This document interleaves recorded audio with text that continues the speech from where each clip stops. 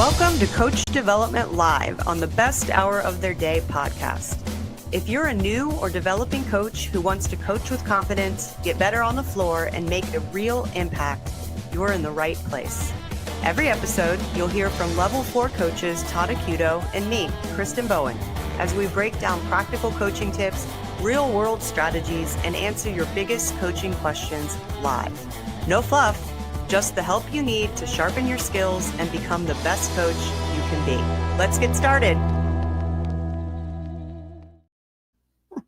Let's get started. Let's do it. Let's get started. We're Good here. morning. We're getting started. Yeah. Um, Welcome back. First yeah, of all, welcome back. Yeah, weird after missing last week. It just feels like it's been forever. Yeah, Katie held down the fort quite well. I would argue even better. Probably better than me, that's for sure. I can see that. So last week you guys talked about demonstration, probably not only personally leading by example, but then also knowing your own movement. And I think a big portion of knowing your own movement is being able to identify proper setup positions and static positions. And that's what we want to talk about today. So I've just said a couple things: static, setup. So there are two phases of movement, Kabo. What are they?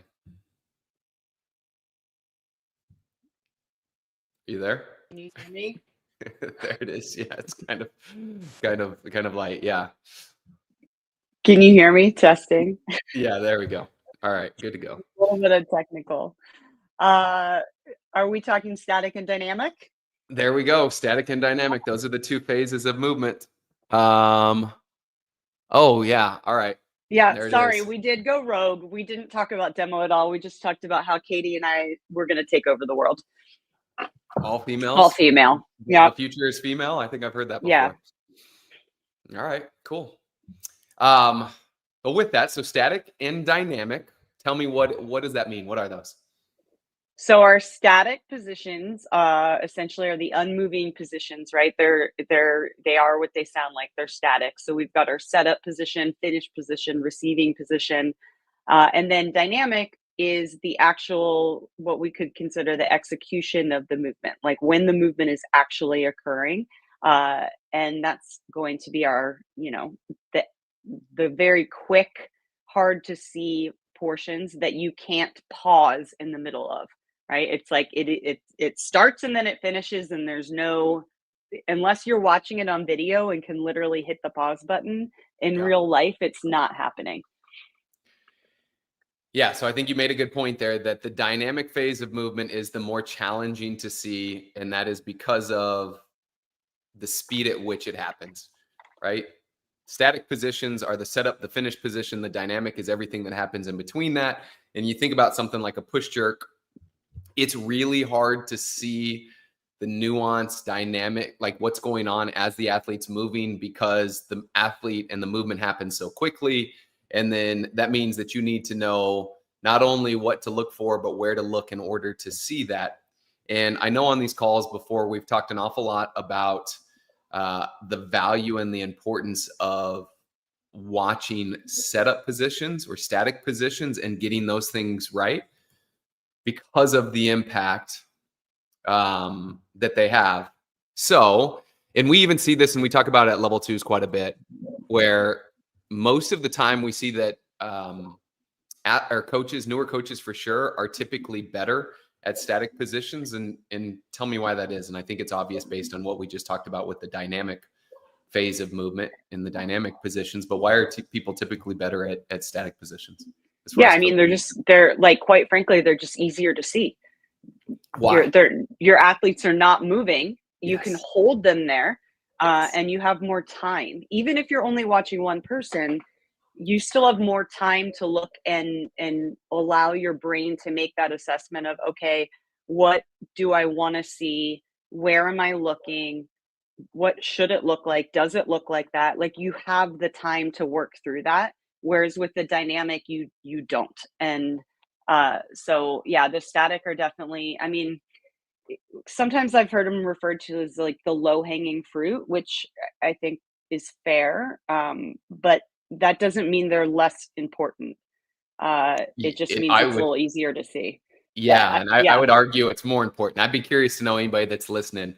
Where do you try to spend the majority of your time?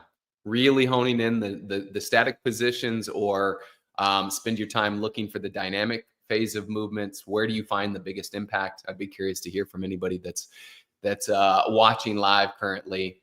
And I know that we've talked about it before of like, if we can figure out where somebody should be in a static position, and get them in that right position, most of the rest of the stuff is going to take care of itself. Like, you kind of think about, like, I think about it and I'm like, man, if I've got somebody in the right setup position for the clean, you know, they might pull a little bit early. They might not quite hit hip extension, but like the safety component of the movement's probably going to be there. It's usually like, I can handle all the safety aspects of movement for the most part, and it's usually like efficiency issues that I need to dial in. And so thinking about some of that kind of stuff, it's like I just really try to spend my time nailing the static position. So Marlene, I'm similar to you.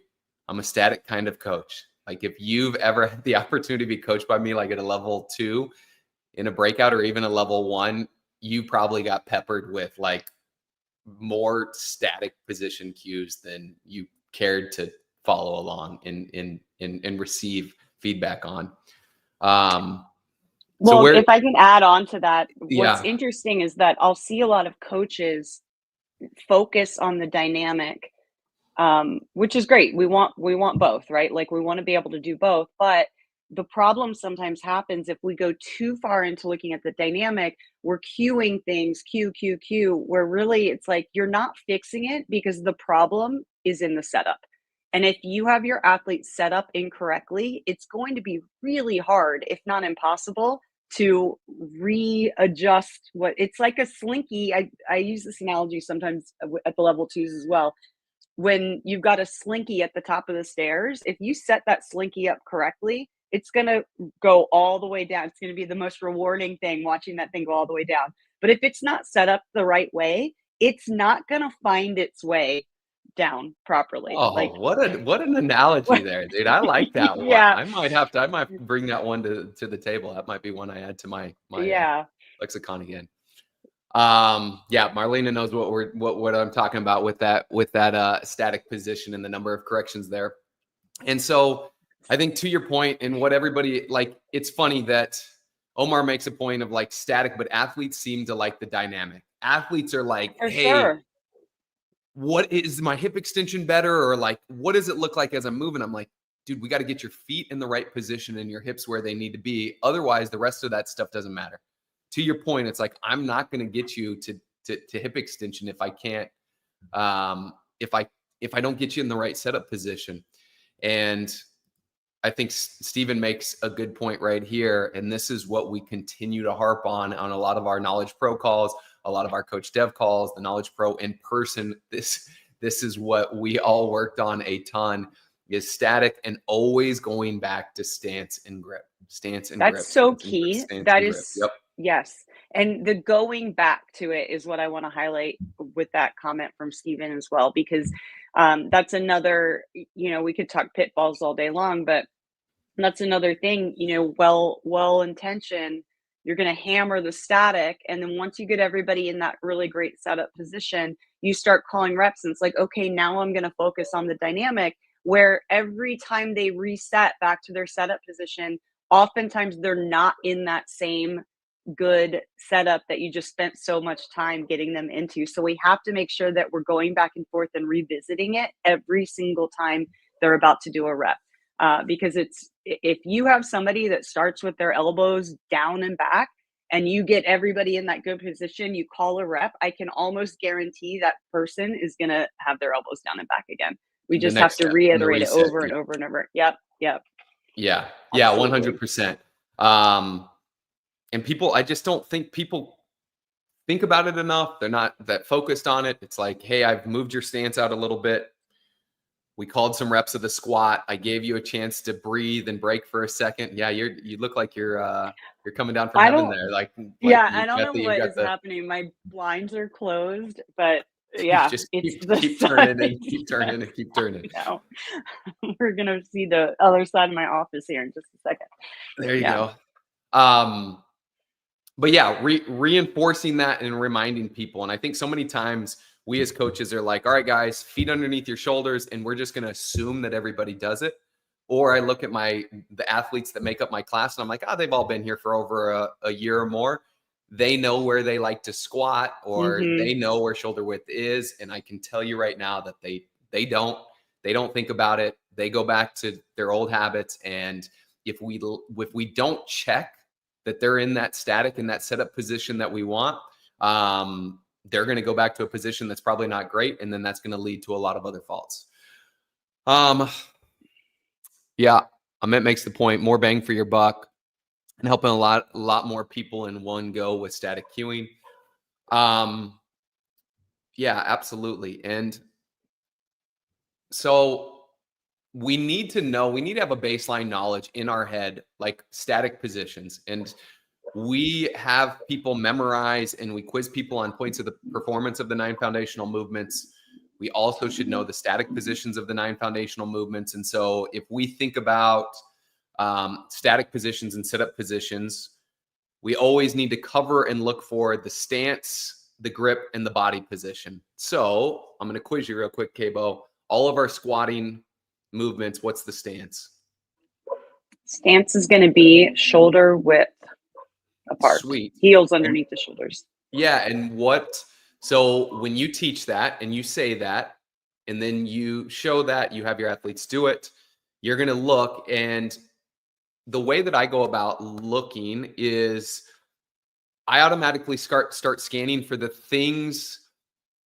faults that I expect based on my experience. Like what are the tendencies that most athletes have to do something wrong? I think I'm explaining that well enough. So with that, when you look at people's stances, more often than not, what are you going to be looking for? What are you going to be looking for to be wrong with most of your athletes or some of your athletes as it relates to the stance and the squat? As it relates to the stance and the squat, I'm going to look for them to be too narrow. More often than not, I find that most people. I feel like I didn't even right? say that. I said that weirdly, but yeah, like the more often than not, people are going to set up too narrow, and so that's what I'm looking for. Yeah, and so I'm going to, right off the bat, before I even call a rep, and Stephen makes mention of going forward onto your toes. Before I call a rep, I think if we hold at the bottom of the squat and turn that into another static position, I think you're spot on. And a lot of that root cause is because their feet are too narrow. They sink straight down, and that's going to cause everything. And that's going to cause their torso to be forward. And so they're going to be forward too. So first things first, stance, I'm going to check. The tendency I know is for most people to be a little bit too narrow. So I'm going to look for people that look like they're close and ask them to widen their feet. Very rarely do people go too wide to start with, from my experience. Do you have people widen their feet before you watch their first rep, or do you does it depend on how narrow they are, or do you let them do a rep to just confirm that it's too narrow and then you widen their feet? I widen them as soon as I see right where away. their feet are at. Yeah, I just is like, it's a game of statistics, I feel like, right? We're all unique, special snowflakes, right? We're all unique in who we are, and we've all got different limb lengths and things like that. But once you've seen thousands upon thousands of people squat, you fit into categories, and we are not quite as unique as we think. And so when I see somebody's feet that I've seen their limb lengths and their body types before, I'm like, I know where this is going. Kristin, I'm going to widen your feet. Now, that being said, I will widen your feet. I will call the rep, and then I'll look.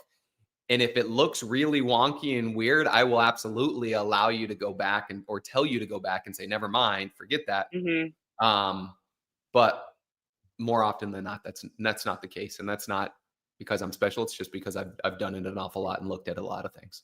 Yeah, and I even think that you mentioned really quickly, but just highlighting that, calling out the limb length, that and what their body type looks like. I mean, that can have a pretty big indicator too. If you've got someone that's 6 foot tall and has really long legs, and they're at like hip width apart, it's like there's no way that that's not gonna fly.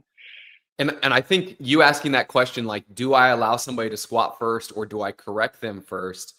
I think that's a big takeaway that newer coaches or less experienced coaches need to have, because oftentimes I'll be at a level 2 and I'll see a coach coaching somebody through a movement and they'll say, hey, we want your feet shoulder width.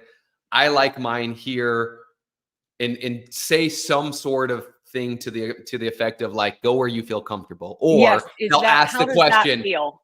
Yeah, they'll ask the question, hey, I notice your feet are kind of narrow. Is that where you like to squat? And if the person comes back and says yes, well, then me as a coach, I'm kind of handcuffed. I'm like, all right, you just told me that this is where you squat. I know what's going to happen if I tell you to move. You're not going to be happy with me. And now I've opened the door for the athlete to control the situation as opposed to me as the coach controlling the situation.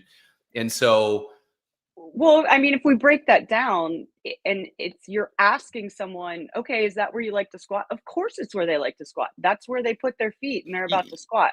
And so either the they like question to isn't, squat there or they're not thinking about it enough and they're like, I don't know, yeah, yeah. So oftentimes the question isn't even me communicating with you and seeing if that's where it's often just a lack of it.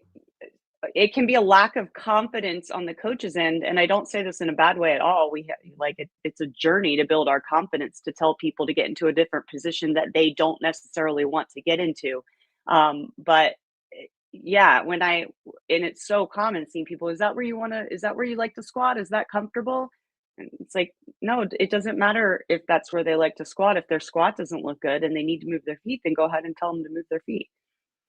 What also is interesting that you'll notice too is, like, if you pay close attention to the person who sets up a little bit narrow and we as the coach don't fix them or don't cue them and do it, and you start calling reps, oftentimes they'll like do the first rep and then naturally they'll stand up and their feet start to widen out a little bit because they don't have balance to be down they don't have there, balance and they don't have the ability to get low, especially as you start moving into a front squat or an overhead squat, where the demand and the requirement for the torso to be a little bit more upright, therefore the space required for your hips to get below and in between your legs is important.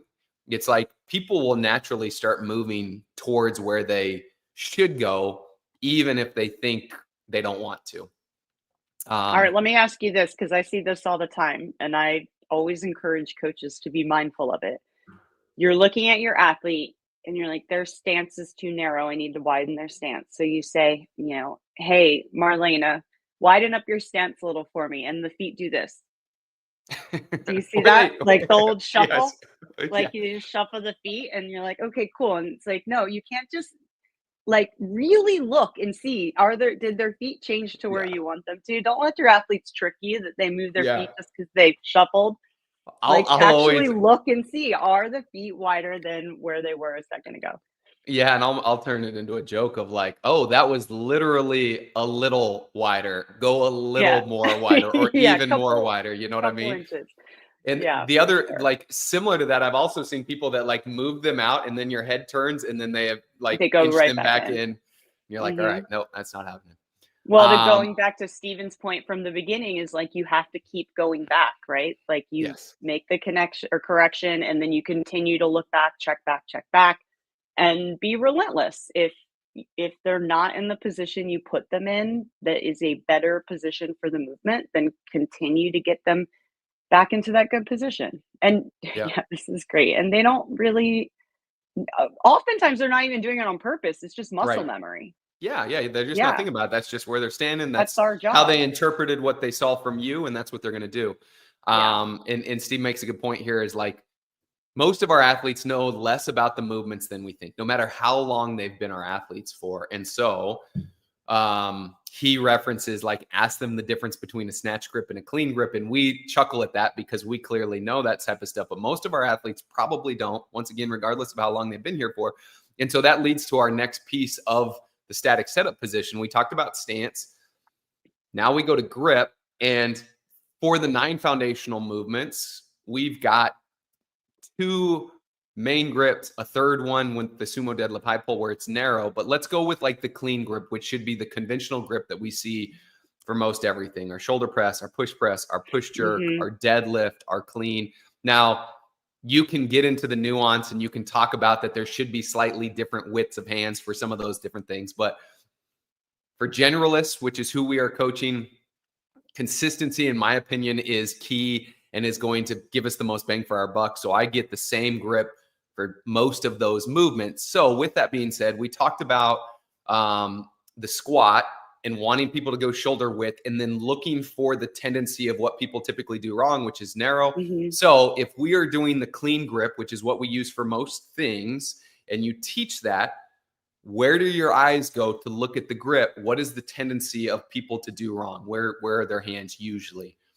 Yeah, the hands, in my experience, are usually too narrow. Ooh, tell me more. Like, how can you tell that they're too narrow?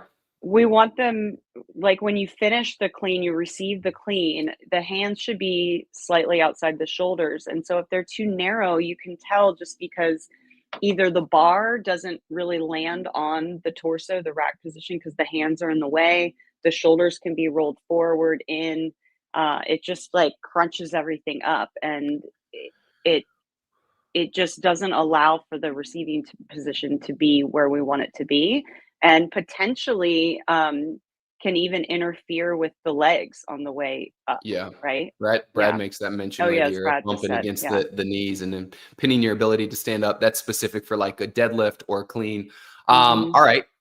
So you make mention of a receiving position. Well, if I'm a coach that's trying to fend off the faults before the movement happens, what are you looking at? How can you tell and know that their hands aren't as far outside of their shoulders as they should be just when they're in the setup position, when they grab the bar for the very first time? Are they in the actual setup position, like down at mid shin, or are we standing up tall? Even if you pick it up, like I look at it where it's like, hey, whether we're doing a deadlift or a shoulder press, the first thing I need somebody to do is pick the bar up to their waist, and that is where I'm going to get their hands into the right position on the bar. And so do you see anything? You mentioned it being too narrow. How do you know it's too narrow when they're at that position where the bar's at their waist? I want to see like an inch or so of space in between like the outside of their leg and their hand. So I'll usually set it up to where it's like a thumb's distance away when they have their hands hanging straight. That's what I look for. I know I've heard some coaches look for quite literally the line from like the shoulder straight down to the wrist. What do you look for? I'm with Jess here. I look where they grab on the bar. Most barbells have the same like knurling and smooth part. And so I know that I need at least a thumb's length or a little bit more from that smooth part.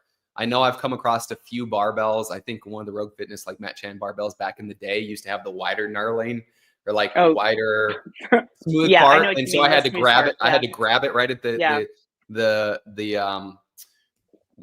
change there. But every other barbell I've ever experienced, we need to be a thumb's length away. And so for me, the like leg thing typically tends to have people still too narrow, because even you made mention of like a hand interfering with the shoulder. And I've seen plenty of people that are like, their hand is technically outside of their shoulder and it is still significantly too narrow. And so the thumb's length away from the smooth part of the bar, at least, and maybe even more for some people, from my experience, gives the space necessary to get into that good rack position or be in the good pulling position with the deadlift, to where you can push your knees out a little bit, not interfere with your legs. So yeah.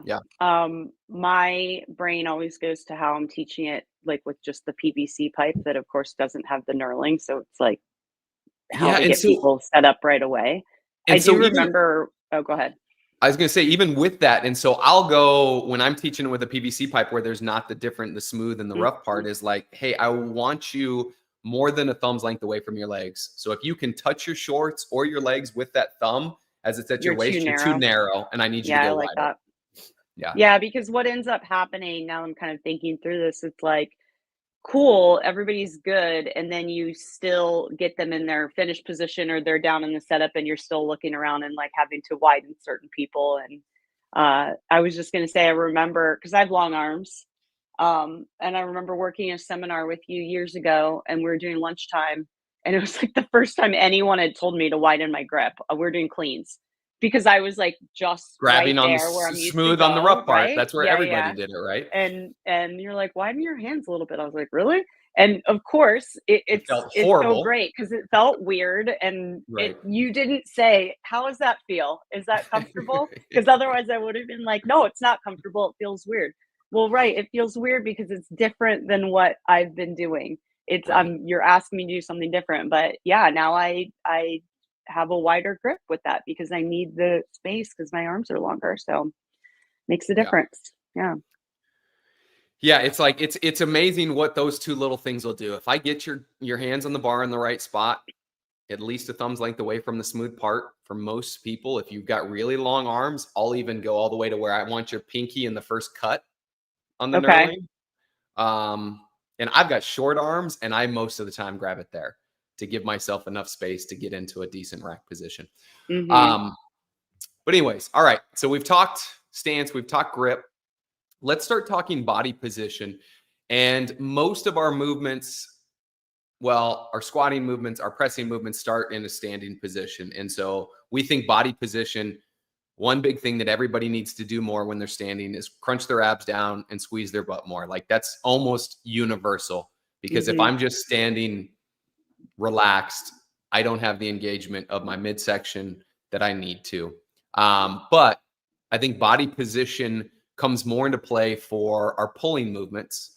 So our deadlift, our clean, our sumo deadlift high pull, our medicine ball clean. So when it comes to body position for, let's say, a deadlift, what are you going to teach? What's the primary point, and what are you going to look for to go wrong there? For setup position for deadlift, that was a lot of questions, so I'm working my way through it. I'm looking for the shoulders to be slightly in front of the bar, and that's going to help dictate where the hip is. So people talk about like the little play button or the triangle. For whatever reason, that's not really high on my mind when I look at the setup position. I more so just look at what the hip to shoulder ratio is. Okay. And so the point of performance for that is what, right? the shoulder should be slightly in front of the bar. In front of the bar. And when that happens, where does that put the hip in relation to the shoulder? Lower than the shoulder. And in relation higher to the than knee. the knee. Yep. Cool. Lower than shoulder, higher than the knee. And depending on limb lengths, it's either going to be potentially closer to the knee or potentially closer to the shoulder. But it needs to be in between, right? Because if it's almost in line with the shoulder or almost in line with the knee, Too that's high or going to be too low. Yeah, that's going to be an issue. And so if we go back to the concept of like, all right, the thing that I'm going to look for is what most people do wrong most of the time. What would you say that is as it relates to the shoulder over the bar? Easiest answer you have asked this entire time. They are going to set up with their hips too low. Squatty set up. And where is that going to put? The most common deadlift fault I see across the board. Yeah. Hell yeah. Hips are too low. Shoulders are too far back. Knees are too forward. And inevitably, we know leads to that bar path violation.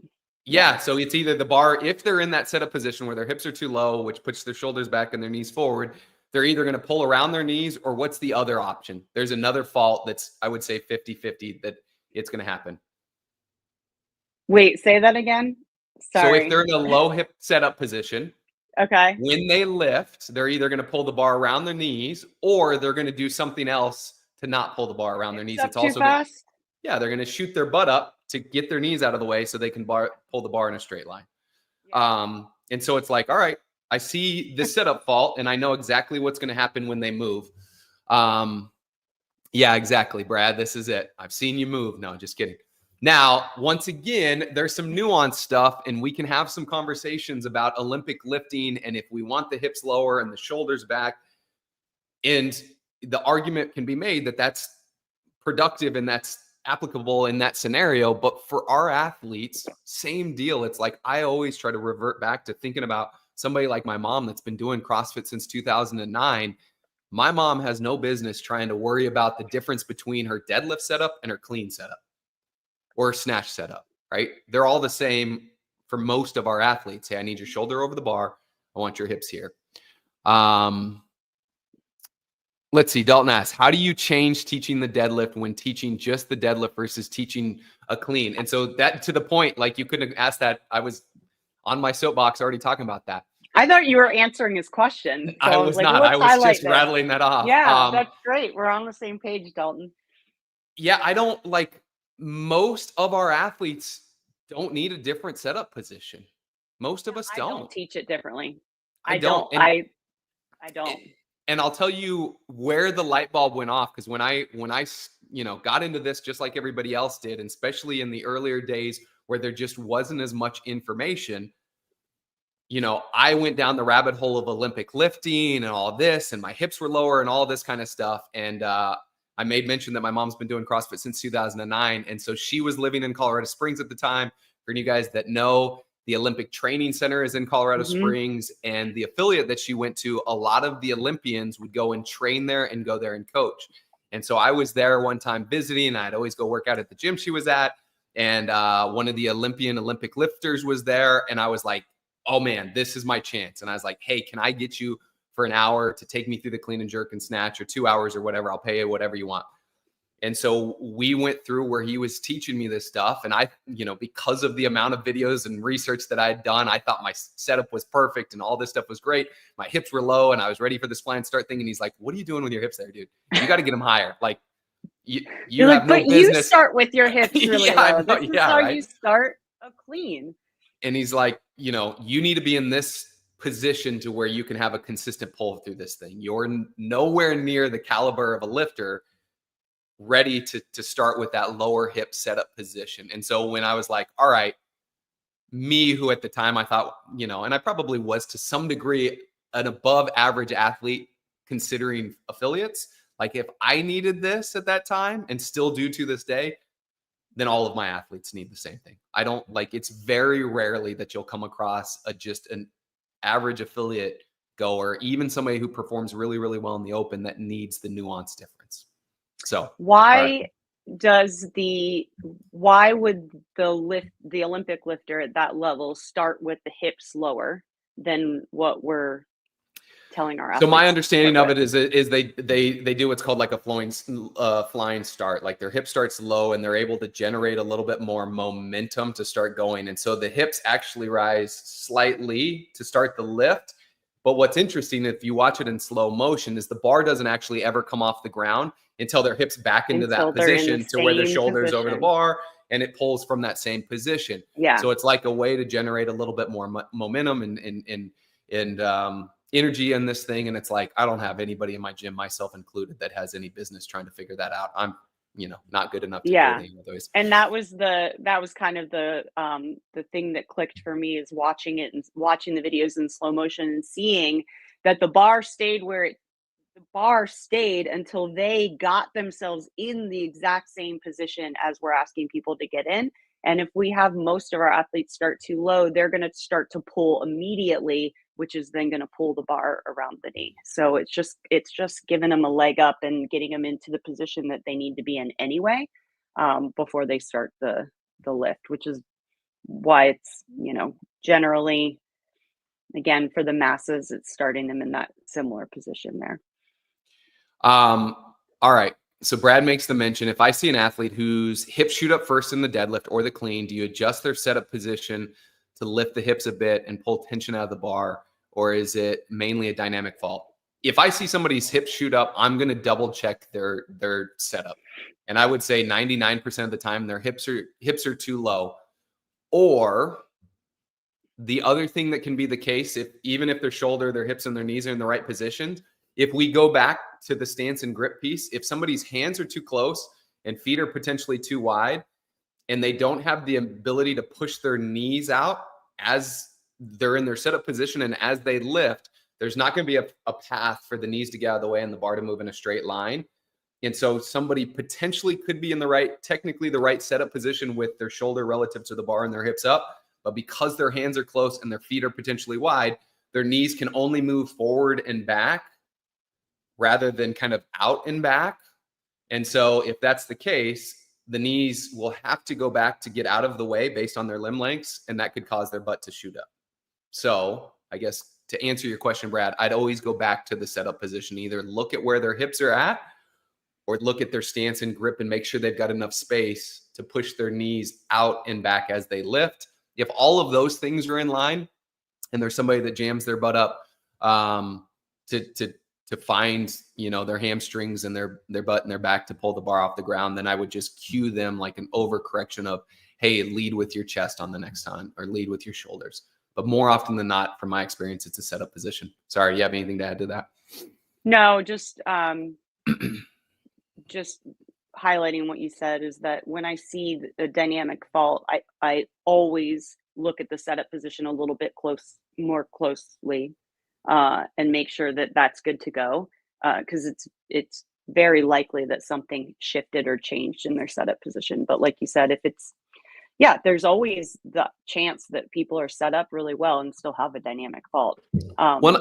When I will say, and this pops to mind because I was working with an athlete of mine and we were doing cleans together not like 2 weeks ago. And he had the tendency to set up with his hips low, which would in turn make his hips shoot up to initiate the lift. And he would kind of pull that stiff-legged deadlift. And so once I fixed his setup, he still was jamming his hips up too soon. And that was because that was the tendency. That's how he initiated the lift. Like his muscle memory to lift. His muscle memory was like, I don't pull the bar off the ground until my butt gets into this position, which uses my glutes and whatever to pull this thing up, or my hamstrings. And so then it was like I'd fixed his setup, so I needed to reinforce that, and then we needed the cue to get him to use his legs completely, like his quads, and really push through the ground to lift the bar with his shoulders and hips together. I think the movements we're talking about now, the deadlift, the clean, these, in my opinion, are the trickiest setup positions when we're talking about barbell, like weightlifting.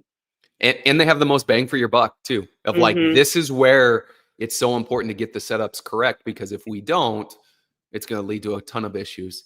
So I'm trying to, let me see. I understand most, it's maybe 60%. I regularly see people have an extremely underdeveloped deadlift and confidence follows that quite regularly. Meaning max weight, 70-pound deadlift, but they have a 50-pound clean and they regularly tell me it's heavy. Then he goes back and says it's the deadlift, not the clean. I think you're right, is that most people have an underdeveloped deadlift. And here's my assumption. After years of doing this, you've already made mention that most people deadlift with their hips too low. When we deadlift with our hips too low, we're going to rely on more of our quads and our back to lift the bar up rather than our hamstrings and glutes. I also think that most people start CrossFit and they've probably done squats in their life. And more than likely, it's been back squats. And you think of, in the general sense as an athlete, I'm like, all right, squat is a leg exercise. I'm now learning this deadlift, which is also a leg exercise. It must be just like the squat, but instead of the bar on my back, it's from the ground. And if they approach a deadlift like a squat, what's going to be the tendency? Their hips are going to be low. Start lower, is that? And their shoulders are going to be back. Being a squatty, yeah. And so my assumption is it's some degree that, and then some degree most of us live our lives kind of in front of us on the balls of our feet. And so we're used to using our quads for things and not as much our hamstrings and glutes. And so Dalton, I think, to your point, people are underdeveloped with the deadlift, which means they're going to tend to have their hips low and want to use the front side of their body and their muscles. And so just spending time of getting their hips higher and getting them comfortable using their hamstrings and glutes more will help develop that deadlift and get them caught up and get them used to doing this thing. Yeah. And there were a couple comments earlier just about common faults being like on the balls of the feet or on the toes, and that's right in line with that, where we see people very quad dominant, very toesy, not truly understanding how to get the hamstrings, the back side of the body involved. So kind of all lumps together. Yeah. And Brad, if you've got somebody who's if you've got somebody who's especially long limbed and it looks like they're in an RDL setup, this is the person who needs to widen their hands more. If somebody's really tall, like a thumb's length away from the smooth part, it's probably not going to cut it. It's probably pinkies on the first cut or even the second cut of the gnarling. And then what you'll notice is from that same position, which looks like an RDL setup, if you widen their hands and then you simply tell them to push their knees out and lift their chest up, it's naturally going to drop their hips a little bit, clear their knees out of the way, and put them in a position that will look more like a traditional deadlift setup. And so I would encourage you guys to play with that a little bit. Don't let them widen their feet. Keep them still roughly hip width or hair wider, but widen their hands, tell them to push their knees apart and lift their chest up, and watch what their hips do. All right, man, I feel like I've just gone crazy on the soapbox with the deadlift and the clean and all of that kind of stuff. So I think we're all here for it. We're good. So we're talking about the 9 foundational movements. And the cool thing about that is that we can go to the level 1 or the level 2 guide and manual, and that stuff is there. The setup and static positions that become more challenging for us as coaches is some of the other movements that don't fall within the 9 and don't include a barbell in our hand. Specifically, something like a pull-up. Cabo, what is our static positions in a pull-up, and how in the world as coaches do we give ourselves the ability to work on seeing and correcting and fixing static positions before we let the movement become dynamic? Because you and I both know that the movement itself is pretty much almost completely dynamic, right? Yeah, there's not, I mean, maybe you could have people pause for a hot second at the top to talk about the push away. But yeah, for the most part, that is a full-on dynamic movement. I always recommend just continuing to think, no matter what movement you're coaching, there's no harm in continuing that little mantra: stance, grip, body position, stance, grip, body position, regardless of what the movement is. Our feet have to be somewhere, our hands have to be somewhere, and our body position needs to look in some way, shape, or form what we want it to look like. So for the pull-up in particular, I think grip, I want the grip similar to where we're going to have a grip on like the finished position of a press, right? Like slightly outside of shoulders. So with that, what's going to be the tendency? What can we assume? People are going to go too narrow. Yes. Everybody wants to go too narrow. Right. Yeah. Okay. Yeah. Cool. And so I typically, I mean, if you really want to go to basics, I'll sometimes have people stand underneath their pull-up bar with their feet together, because ultimately the stance, we want the feet nice and close together. We don't want them like hanging and swinging all over the place. So like stand with your feet together. And then I have people just raise their arms up. And I want everybody essentially looking like the letter Y, right? And if you're like this, like the letter I, or like whatever you want to, lowercase L, whatever you want to use, then we're too narrow. So, and once we're here, then I'll have people jump up on the bar, and perhaps we're just holding that hollow position. So feet are together. We've got that nice, like crunching the belly, hollow position, little active, kind of tugging down on the bar a little bit. So now we're talking about the shoulders as part of our body position. And then I'm looking around to make sure, because inevitably people can hold their hands up, look like the letter Y, and then they jump up on the bar and they're right back to where they want to, they typically go, right? Yeah. So I'm looking around and I'm making the changes then. Okay, Todd, widen up your grip just a little bit, and then you have everybody jump down and then they get back up. And maybe we do that once or twice, depending on how people look, before we even start with like a kip swing. Yeah. Or whatever your first progression step is. Yeah, and I think that's the point right there, is like, how can we find ways to create static positions? And so to your point, having them stand and feel the position underneath the bar, then having them jump and do a dead hang and like double checking their hands, cueing them to pinch their feet together and squeeze their belly even before you tell them go and let them do their kip swings. Now, I will tell you honestly that it's like probably 30% of the time will I have people jump, hold, check, and go. And 70% of the time it's like, hey guys, we're doing kip swings. And I let them jump onto the bar and start moving.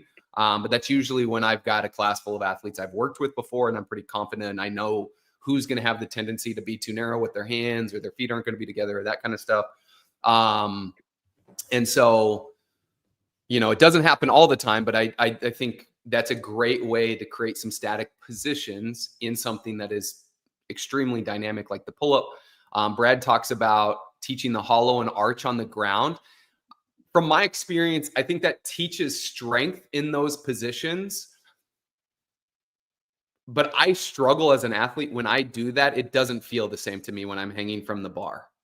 You know what I mean? Like, I feel like it teaches me to have those body positions, but it's hard to get good apples to apples static positions for me to look at, because I think people struggle to find those positions on the ground, and it looks slightly different, or it feels different for them when they're hanging on the bar. I don't know. Have you had success with that?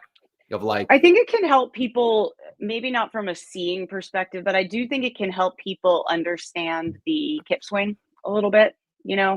Everybody learns a little bit differently. So some people, you really focus on like the shoulder, but really we want to be in like that arch hollow position. And so some people find that kip swing rhythm a little better if they think about what they just did on the floor and bring it to the pull-up bar.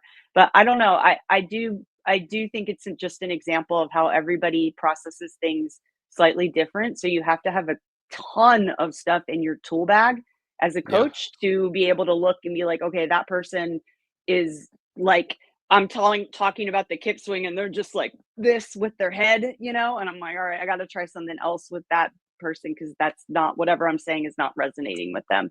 I'm going a little tangent on that, but yeah, I think it can work. That's not my go-to. But if it works, it works, right? Yeah, for sure. Dalton asked a follow-up question. I want to answer this for him. He asked, with long limb athlete, do you really have them deadlift with their pinky on the second knurling ring? Seems super wide, like a wide grip bench. You're absolutely right. Wide. And I am referring to an extremely outlier athlete for this scenario. And so I've worked with some people that play like internationally professional basketball. And so this is like 6'6" or taller. Those are the people that I'm having grab the bar on the second knurling ring to find like space. Maybe and the people with like really long legs, maybe shorter torso, just like really tall. Yeah, you got to be big. Like that's probably 6'6" or above. Maybe there's somebody that's super long that's 6'4", but anybody that's 6'1", 6 foot or less, that's probably not the case. And at most, I'm at the first knurling ring, not the second. So just know I was referencing an outlier there, not more than likely not like an average gym goer, somebody who's pretty darn tall.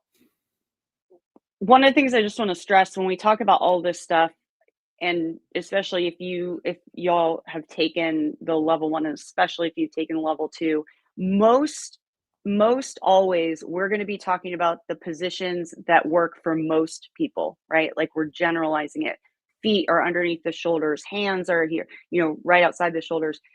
But if we want to continue to up our coaching game, it's just important to be able to have the knowledge of how to deal with the outliers. We have the ways we're going to teach most people, and then we're going to have people every once in a while that walk in the door, like the super tall basketball player, that getting him in the same position that I'm going to get this, myself, a 5'6" person, is we're going to look really different, and it might require a little bit of tweaking for those outliers. So we just want to know how. We're not teaching that way to most people, but we just want to have the knowledge on what we can do to make the adjustments when we do have someone that's a little bit outside of the general ways that we do stuff.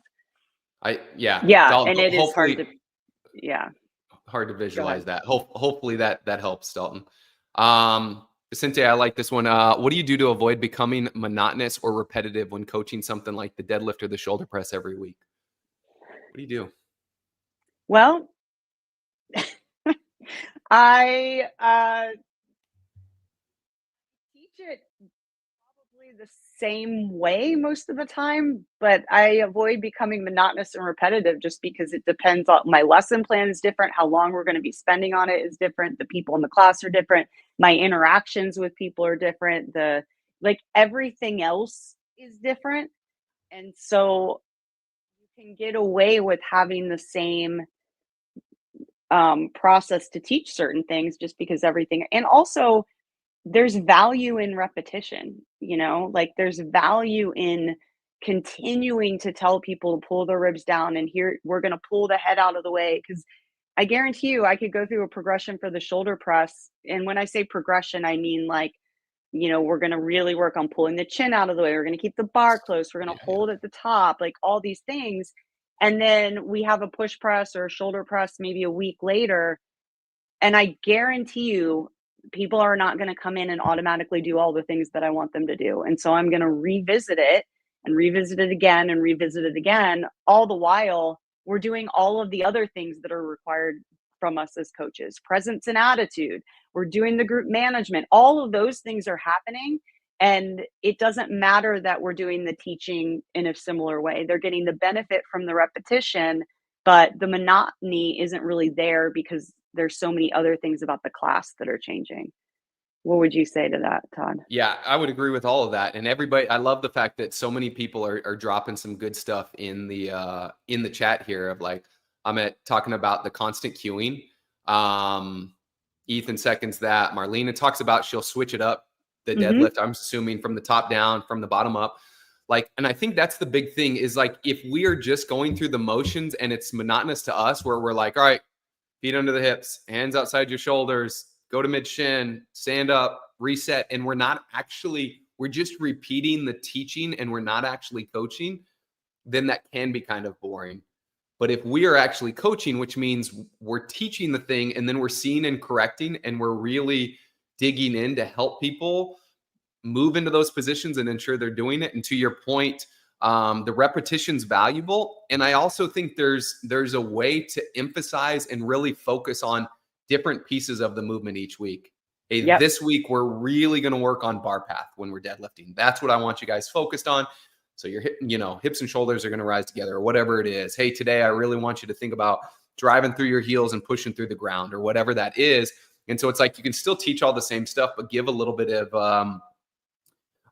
emphasis. And I'll tell you where this really kind of came alive for me was probably within the first year of having my affiliate. We coached always using progressions and they were all from the level 1. And I was like, you know what? I think some of our more advanced athletes have been with us for a year. They don't probably need to go through the clean progressions anymore. So I'm going to try it out to where like when we start our progressions, if you've been here with us for a while, you guys will go and start lifting. And then if you're newer, I'm going to take you through the progressions. And then very quickly after like 2 classes like that, I looked at the people actually loading the bar and cleaning without the practice of the progression. And I was like, this isn't working. Clearly they are not as experienced in the lift as I thought they were. We all need the practice there. So, but if you talk to your Colorado Springs Olympic lifter, they'd tell you like, nope, we go through progressions and practice every single time we go to the gym. We do that. Yeah. It's not like we show up at the gym. All right, we're going to do 1 snatch at empty barbell, 1 at 135, 1 at 225, and then,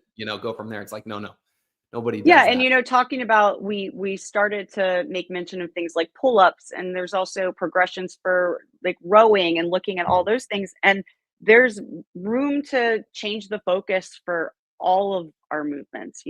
There, you can change it up. You can do different progressions, different focuses that can help keep people engaged. Another thing that I like to do, little like next level challenges, is remember the things that you were correcting the previous time. And if your athletes are doing it well, it can be like, Brad, I see that setup position. Way to get your hips up. That's great. Just something where you've been correcting that person on something, and then now you see that they're doing it on their own, and you just call it out on them to just start to make the connection between what we did last week and the week before and what you're seeing now. Yeah. And I think Vicente, I think that's it, is like, you see the value in repetition. We got to avoid burnout. I think the best way to do that is to make it fun. Yeah. Like, how fun can we have teaching this movement? Because in turn, it'll make it fun for other people. And I'll also say is like, the concept and the idea of CrossFit being constantly varied means I would hope that you're not you're not doing the exact same movements every single week. It's not like, all right, it's Tuesday, it's shoulder press day. You might be on a certain cycle where you do that for an amount of time where you're doing this stuff, but it probably shouldn't be kind of indefinitely. And sure, there should be enough variety in there, I would hope. And then our approach to trying to have fun with our teaching and make it fun for them should help to some degree. Now, a lot of people talked about different progressions. You can challenge yourself to come with a different progression for some movement based on your time requirements and lesson plan. That's a great way to do it. I will say, in the caveat that I would give specifically new coaches, before you start dabbling in the world of different and new progressions, you should have the one progression version of whatever you're teaching nailed. Like, you've got to know it inside and out. You got to know why you're teaching it that way. You got to know exactly what faults you expect to have. You've got to be so good and comfortable with that thing that you can kind of teach it in your sleep. Then you can start exploring. If we start exploring too much, I don't think we'll gain a baseline understanding and knowledge base of any of the progressions in as much time. You know what I mean? It's like, we got to get really, really good at the fundamentals and the foundations before we expand. But once you've got that experience, then challenging yourself, can you teach the deadlift from the bottom up? Can you teach it from the top down? Can you do it different ways? That's a good way to continue to progress and learn, and to keep your athletes entertained a little bit. Brad asked a question: where do you like the elbows in pressing movements to overhead? Strict press, push press, jerk? Like, if it's 7 o'clock, 8 o'clock. Kabo, what do you want? Are you I okay? just say slightly forward. Yeah, sorry. There's so much tree pollen where I live right now. It is like my throat. So yeah, you take this one. I just need them in front of the bar. And if you think about the difference between like a strict press and a push press and a push jerk, with a push jerk and a push press, the bar is resting on the shoulders because we have the advantage of our hips to generate momentum, to get the bar off our shoulders, to start the upward momentum. Whereas in the shoulder press, we don't have that. And so, technically a shoulder press, you could have the elbows almost right underneath the bar not even resting on your shoulders, to have the best direct line of action and give you the most mechanical advantage. But similar to the setup position in the deadlift versus the clean, in my opinion, consistency is king. So for all of the movements, even if it's disadvantageous with the shoulder press, I want the bar resting on your shoulders. I want a full grip on the bar so it's sitting in the base of your hand, and I need your elbow in front of the bar. That is the requirement there for me. And so that's where I go with that. Anything different? I mean, I just keep it simple and just say exactly the same. Like, I want full grip on the bar. Bar should be resting on the shoulders, and I want your elbows slightly in front. So I'll typically tell people to point their elbows. Like if I have people in lines, it's like, just try to point your elbows to the person's feet in front of you or something like that. Just nothing too crazy. Keep it as simple as possible. Yeah, 100%. And then from there, that's when I'll look around and I'll make specific corrections to people depending on what their elbows look like, once I just give like a very general, simple teaching point. Yeah, there it is. Yep. I think this is just a good line to kind of end with. Consistency is king with our athletes moving and learning and practicing, with us coaching, with us looking at static positions, doing that seeing and correcting. The most bang for your buck coaching wise, coaches, if you can get people in the right setup positions, in the right static positions, setup and finish positions, in my opinion, you're 90% of the way there. Like, yes, there can be faults in the dynamic phase and there'll absolutely be things to fix. But if we can get people in the right setup, stance, grip, and body position, the likelihood of somebody doing it right is so much greater. So spend some time there to dig in and reevaluate. Don't just assume that because you said it, people are going to do it, or because somebody's done it before, they know how to do it. Really dig in there, and that's going to help a bunch. Yeah. And this will lead to a good discussion next week, which will be the dynamic phase of movements and seeing that stuff. If you guys like this and want more of this kind of content, the Knowledge and the Knowledge Pro is where you want to go. So if you go to besthouroftheday.com/the knowledge, We've got all kinds of coaching content just like this, the Knowledge Pro. We've got live calls where we go over specific lessons. We have questions and answers and all of that kind of stuff. So make sure you guys jump into that. If you're an affiliate owner and you guys want to try Affiliate University, which includes coaches development, so one-on-one calls with Cabo, myself, and the other L4s and seminar staff members that are on the team, you guys can go to besthouroftheirday.com to get that free trial. It still blows my mind that we're providing free trials for people to do Affiliate University. So make sure you take advantage of that. As always, team, appreciate you guys. Love you being on and love the interaction and the questions, and look forward to chatting with you again next Thursday. Cabo, appreciate it. Hope the pollen's all right. And yeah. we'll talk to you next time. All right. Have a good weekend. Thank you for checking out this episode of the Best Hour of Their Day podcast. Now, if you're a coach who wants to coach more effectively, impact your members, and advance your career, then the Knowledge Pro is the next step. Inside, you'll get hundreds of coaching videos, weekly calls with level 4 coaches, and direct feedback on your coaching. From homework reviews to full class breakdowns, we do it all. This is the best way to grow as a coach and take your skills to the next level. Now, you can join the Knowledge Pro at besthouroftheirday.com/the-knowledge. And don't forget to subscribe to the podcast on Spotify, YouTube, or wherever you listen. Now keep coaching, keep improving, and we'll see you next time.